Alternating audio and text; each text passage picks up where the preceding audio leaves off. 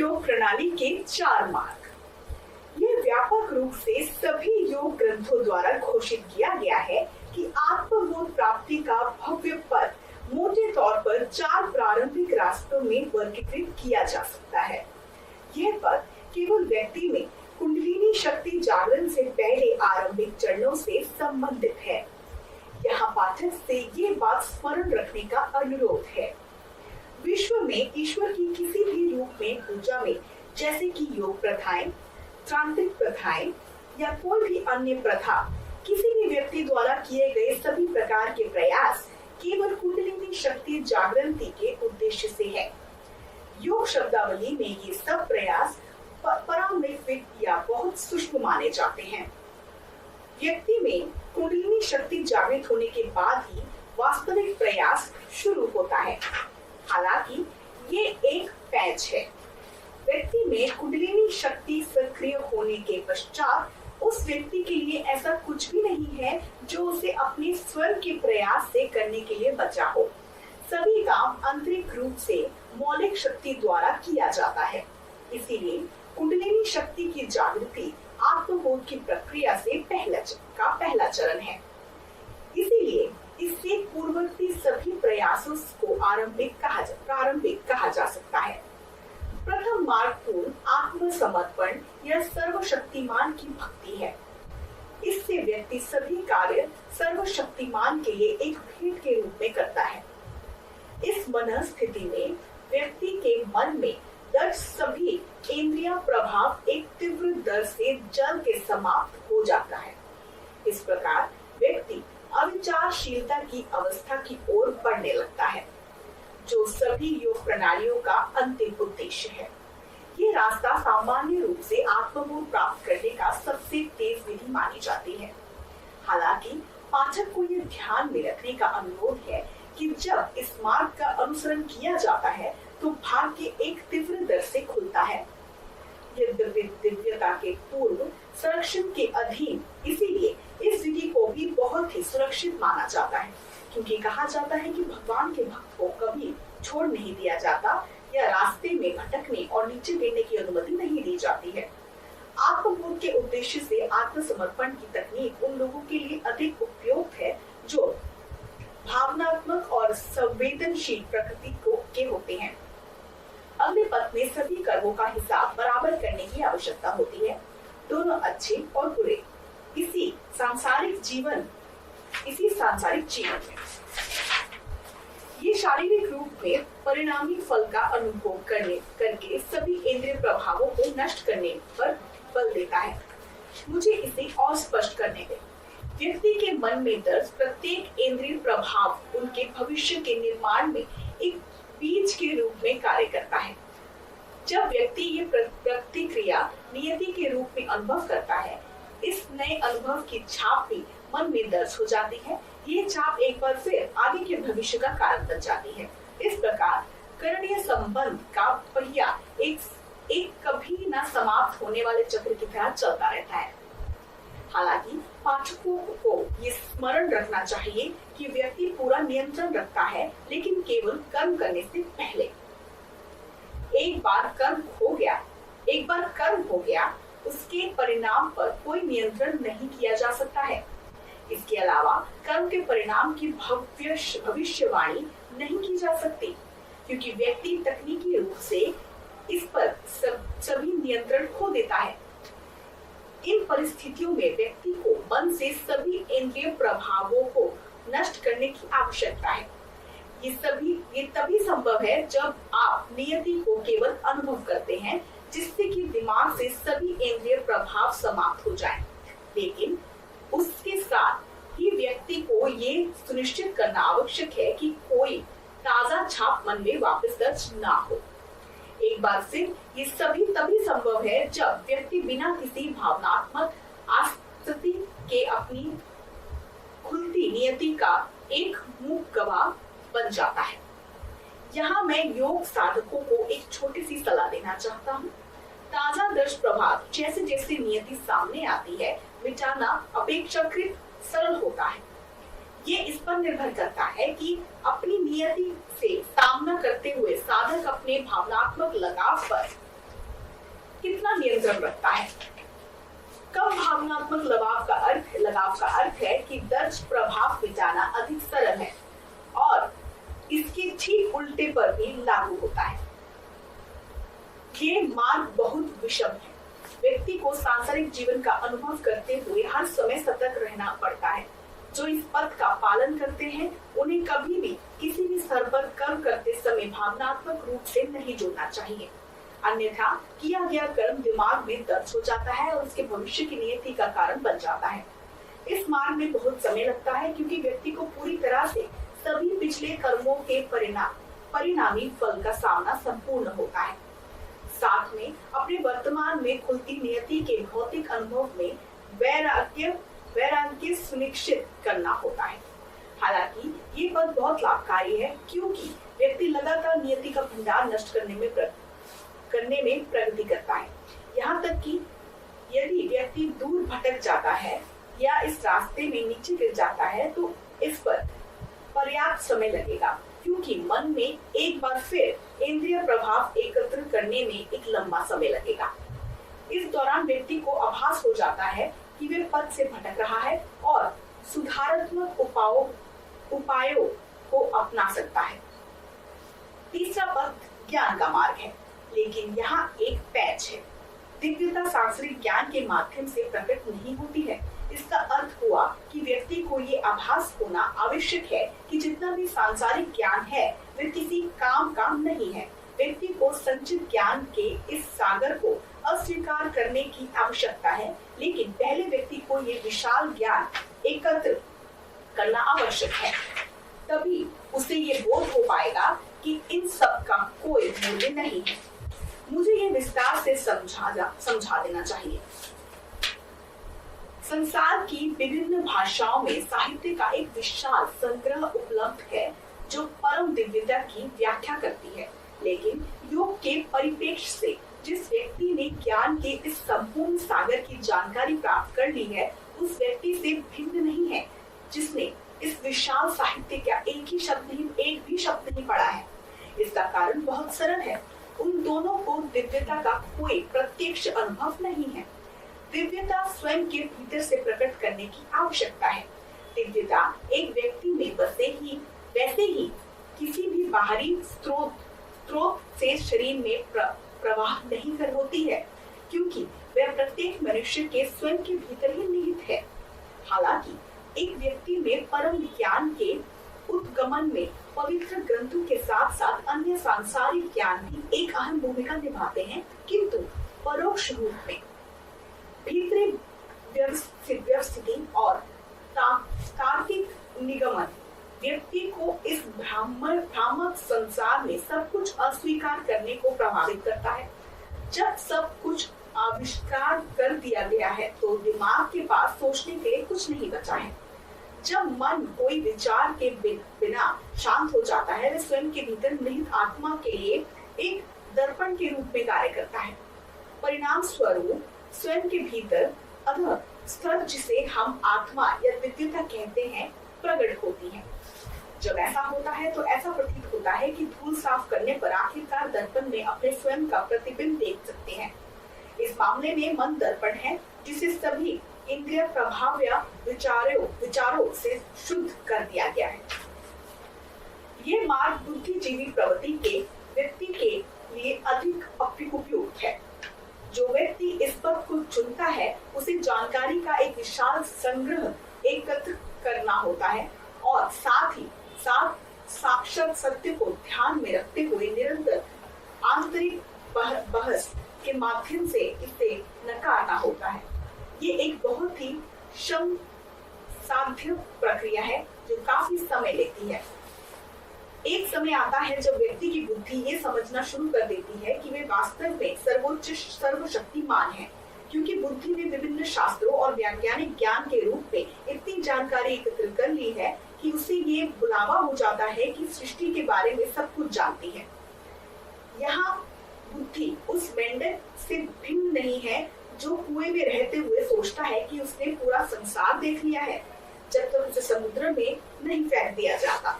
हालांकि एक अंतिम चरण आता है जब आखिरकार बुद्धि को यह आभास हो जाता है कि वह परम दिव्यता नहीं है।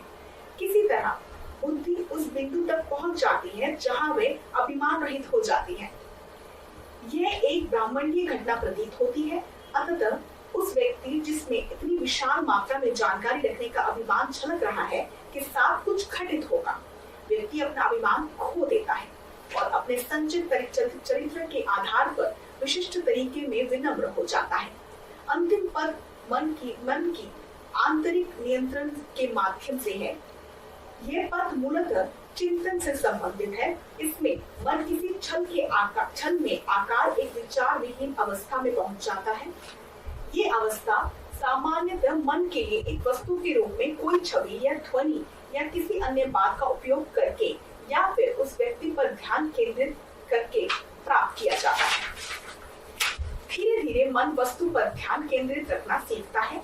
इसके बाद एक चरण आता है जिसमें दिमाग रिक्त हो जाता है और विचारों, भावनाओं आदि किसी प्रकार के परिवर्तन से पूरी तरह से विहीन हो जाता है। इस पड़ाव पर अंत में मन को एकाग्रता बनाए रखने के लिए वस्तु पर ध्यान केंद्रित करने की आवश्यकता नहीं की जाती है। इस प्रकार आखिरकार मन एक विचार विहीन शांत अवस्था में पहुंच जाता है। ये पद स्वभाव से वैज्ञानिक प्रवृत्ति के लोगों के लिए अधिक उपयुक्त है। ये प्रयोग के माध्यम से दिव्यता का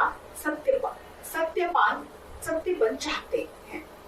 वे इस प्रकार के लोग होते हैं जो हर चरण पर दिव्यता का प्रत्यक्ष अनुभव करना चाहते हैं। हालांकि यह पद सामान्यतः एक योग शिक्षक या एक गुरु के मार्गदर्शन के बिना ध्यान के अभ्यास करने वालों के लिए खतरनाक माना जाता है। ऐसे लोगों के लिए खतरा ये है कि कुंडलिनी शक्ति एक अनियंत्रित ढंग से सक्रिय हो सकती है और साधक इस शक्ति को सहन ना कर पाए। परिणाम स्वरूप वह स्थायी रूप से दोनों शारीरिक और मानसिक रूप से अस्त व्यस्त हो जाता है। इसीलिए पाठक से उपरोक्त अनुच्छेद पर बहुत ही विशेष ध्यान देने का अनुरोध किया जाता है। यदि वे उचित देखरेख के बिना ध्यान का किसी भी प्रकार का अभ्यास कर रहे हो,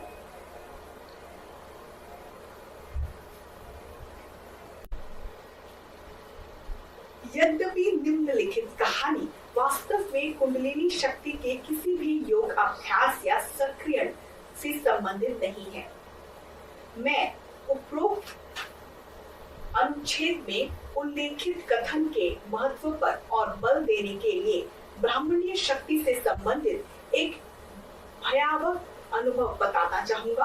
हालांकि ये अनुभव ब्राह्मणीय शक्ति के मौलिक रूप से किसी भी तरह से संबंधित नहीं है, बल्कि ये मानव शरीर के अंदर जीवन शक्ति से संबंधित है, जो ब्राह्मणीय शक्ति के मौलिक रूप का एक थोड़ा स्थूल रूप होता है। मैंने बाद के एक अध्याय में विभिन्न रूपों में शक्ति की अभिव्यक्ति का एक विस्तृत विवरण दिया है। सिद्ध महायोग प्रणाली में दिशा के करीब 4 साल पहले मेरे साथ एक मन को अचंभित करने वाला अनुभव हुआ था। मुझे किसी के द्वारा बताया गया था कि हैदराबाद शहर में एक महिला थी जो लोगों को रेकी प्राणिक चिकित्सा की एक पूर्वी प्रणाली में दीक्षित करती है। मैंने दीक्षा प्रक्रिया के लिए उनके साथ मिलने का समय तय किया। जब समय आया, मैं उनके घर गया। वहां मुझे एक कमरे में बुलाया गया और एक कुर्सी पर बैठने और अपनी आंखें बंद करने के लिए कहा गया। रेकी मास्टर एक महिला ध्यान मुद्रा में मुझसे कुछ ही गज की दूरी पर बैठी हुई थी। एक अन्य महिला जो परिचारका थी तो मेरे सिर पर अपना हाथ रखने का निर्देश दिया गया था। इस बिंदु के माध्यम से मेरे शरीर में ब्राह्मणीय ऊर्जा हस्तांतरण करने का एक प्रयास किया गया। मुझे इस घटना से पहले बताया गया था कि व्यक्ति को स्पष्ट रूप से रेकी दीक्षा के दौरान शरीर में ऊर्जा का प्रभाव अनुभव होता है। तो स्वाभाविक रूप से मैं ऐसे एक अनुभव की प्रतीक्षा कर रहा था। इस बैठक के बाद मुझसे मेरे अनुभव के बारे में पूछा गया था। मैंने रेकी मास्टर को बताया कि कुछ भी नहीं हुआ। मुझसे ये सुनकर उन्होंने मुझसे अभी रेकी प्रणाली के बारे में कोई राय ना बनाने के लिए और 4 दिन के बाद एक और प्रयत्न के लिए फिर से वापस आने को कहा। इस घटना के 2 दिन बाद मैं रात में बिस्तर पर लेटा था और एक पुस्तक पढ़ रहा था। अचानक मैंने अपने सिर के ऊपर एक चक्राकार गति को महसूस करना शुरू किया। मेरा ध्यान पुस्तक से हट गया और मैं मानसिक रूप से इस घटना का निरीक्षण करने लगा। शक्ति की चक्राकार गति और तेज हो गई और सिर के ऊपरी भाग से मेरे सिर में प्रवेश करने लगी। इसके बाद ये शक्ति सिद्धि नीचे की ओर मेरे शरीर के सभी भागों में प्रभावित हो गई। मैं शक्ति को अपनी उंगलियां और पैरों से भी बाहर हवा में बहते हुए महसूस कर रहा था। मैं बहुत स्पष्ट रूप से इस शक्ति को अपने शरीर के अंदर के बाहर बहने को सनसनी को महसूस कर रहा था। कुछ मिनट बाद शक्ति का प्रभाव और तेज होने लगा और मुझे अपने दिमाग में एक बहुत ही असहज अनुभूति का अनुभव होने लगा। कुछ समय बाद मेरे सिर में सनसनी असहनीय हो गई। मैं किसी तरह अपने बिस्तर से उठ पाया और उसके बाद शक्ति का प्रभाव थोड़ा धीमा हो गया, लेकिन मेरे शरीर के अंदर बह रही शक्ति की अनुभूति बंद नहीं हुई और उसके परिणाम स्वरूप मैं बाकी की रात सो नहीं सका। मेरे सिर में असहज सनसनी पूरी रात बनी रही। अगले दिन ये अनुभूति अभी भी दूर नहीं हुई थी और शाम को मैंने बाहर टहलने का निर्णय लिया। मैं एक भारी यातायात वाली सड़क पर चल रहा था। अचानक मुझे ऐसा लगा कि मैं सड़क पर गिरने वाला हूँ। मेरा सिर घूमने लगा और अचानक मेरी आंखों के आगे अंधेरा छा गया। ठीक उसी व्यस्त सड़क पर सौभाग्य से अंधकार केवल कुछ क्षण के लिए रहा। मैं इस सब से बहुत डर गया और तुरंत अपने कमरे की ओर वापस चलने लगा। वापस चलते हुए मुझे लगा कि मैं किसी भी क्षण फिर से बेहोश होने वाला हूँ। किसी तरह से मैं अपने कमरे तक पहुँचने में सफल रहा। हालांकि मेरे सिर में असहज अनुभूति दूसरी रात भी होती रही और मैं ठीक से सो नहीं सका। अगली सुबह मैं अपने रेकी मास्टर से मिलने गया और जो मैं अनुभव कर रहा था उनको बताया। जो उन्होंने मुझे बताया उसने मुझे अंदर तक हिला दिया। उन्होंने मुझे बताया कि अपनी पिछली भेंट के दौरान वे मुझे रेकी में दीक्षित करने में विफल रही थी। किसी कारण यह तकनीक मेरे मामले में काम नहीं की। रेकी मास्टर ने इस परिणाम को बहुत गंभीरता से ले लिया था। उन्होंने मुझे बताया कि मेरे जाने के बाद वे जिस देवी को पूजा करती हैं, उनके चरणों में गिर गई थी। उन्होंने तब इस शर्मनाक स्थिति से उन्हें बचाने के लिए देवी की प्रार्थना की थी। इसके अलावा ये लगातार दुरुस्त साधन से मुझे रेकी में दीक्षित करने का प्रयत्न कर रही थी। इसका अर्थ ये है कि वह एक दूरी से परोक्ष रूप से प्राणिक शक्ति हस्तांतरण करने का प्रयास कर रही थी। रेकी की मेरी थोड़ी सी जानकारी के अनुसार इस तरह की बात तकनीकी रूप से संभव है। हालांकि मैं पिछले 2 दिनों से ये सीधे अनुभव कर रहा था। मैं इस प्रकरण और इसके असर पर और अधिक ध्यान नहीं देना चाहता, लेकिन इस प्रकरण के बाद कई वर्षों तक मुझे लगा जैसे मेरे शरीर शक्ति का एक कूड़ेदान बन गया है। कम से कम जब तक मैं सिद्ध महायोग प्रणाली में दीक्षित नहीं हो गया।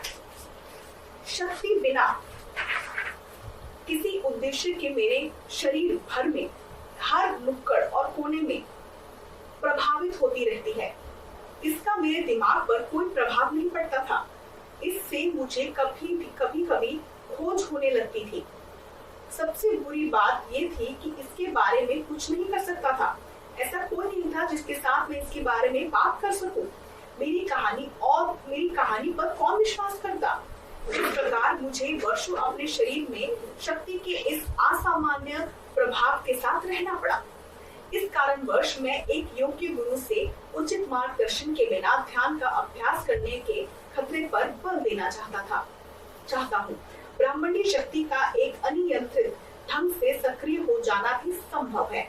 मैंने पाठक को चेतावनी देने के लिए उपरोक्त अनुभव सुनाया है कि उन्हें ब्राह्मणीय शक्ति से किसी भी प्रकार की छेड़छाड़ का प्रयास करने से पहले उचित एक हतियाती उपाय करना चाहिए। लेकिन मेरा इरादा पाठक को डराने का नहीं है। वास्तव में यही दिव्य ब्राह्मणीय शक्ति जो नियंत्रित परिस्थितियों में जब सक्रिय की जाती है, व्यक्ति को आत्मबोध की दिशा में ले जाती है।